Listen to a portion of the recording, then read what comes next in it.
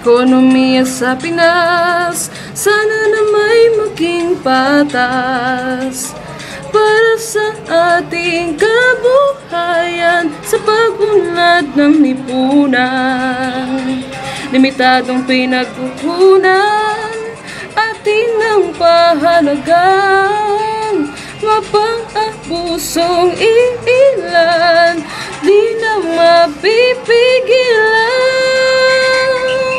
Mga salik ng produksyon, pati na ang alokasyon, sana na may makatulong. Ekonomiyang nanulong at nalugmok sa kahirapan.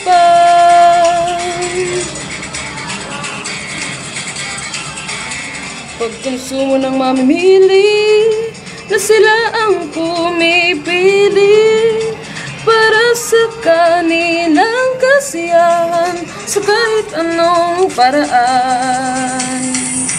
Saan nga ba napupunta? Saan bayan o bahay kalakal? Baka naman sa pamahalaan, pero dapat sa mamamayan.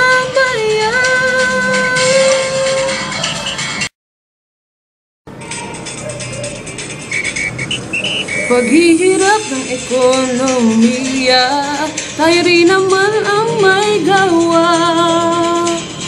Tayo rin ang makakaayos para sa ating pag-ahon. Salik ng produksyon, pati na ang alokasyon, sana na may makatulong. Ekonomiyang nanulong at nalugmok sa kahirapan.